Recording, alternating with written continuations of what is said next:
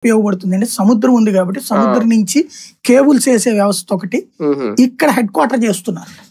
కాబట్టి ఇవే కాదు రాబోయే రోజుల్లో ఇంకా వస్తాయి.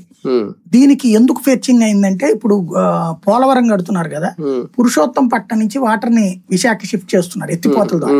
పోలవరం 41 అడుగులకే ఉన్నా వాటర్ షిఫ్టింగ్ జరుగుతుంది అంటే ఎత్తిపోస్తారు పట్టిసీమలో. ఆ ఎత్తిపోసే దాంట్లో పురుషోత్తం పట్నం వాటర్ విశాఖ వెళ్తాయి. అందులో ఇప్పుడు వీళ్ళు అడుగుతున్నది 0.5 TMC ఇస్తున్నామని ప్రభుత్వం చెప్తోంది. లేదు 5 TMCలో 10 TMCలో అని వీళ్ళు చెప్తున్నారు. మేబీ అయినా కూడా ఆశ్చర్యపోనక్కర్లేదు. బట్ కొత్తగా అసలు లేని చోటకి నీళ్లు 20 TMCలు వస్తుంటే అందులో ఒక 5 అడికి ఇస్తాం వల్ల నష్టమేం లేదు. బట్ 22,000 కోట్ల ప్రయోజనాలు కూడా ఇస్తున్నారు.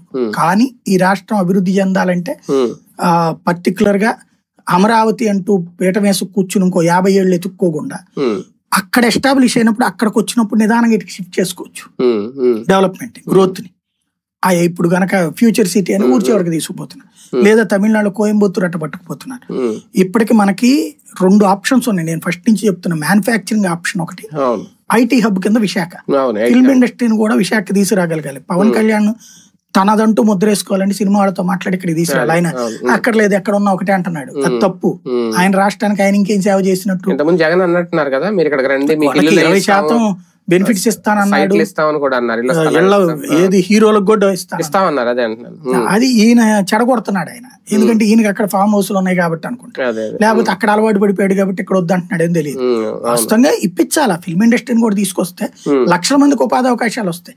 ఇంకోటి సినిమా షూటింగ్ లో అక్కడెక్కడో సెట్ వేసే కంటే ఇక్కడ ఒరిజినల్ న్యాచురల్ కనబడతాయి కదా, అద్భుతంగా ఉన్న అవకాశాలు ఎందుకు చెడగొట్టుకోవడం.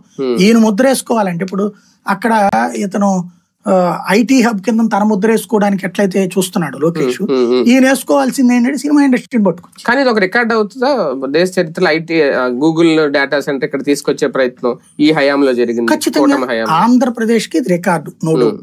అలాగని గూగుల్ ఇక్కడ ఈ దేశానికి కొత్త కాదు. బెంగళూరు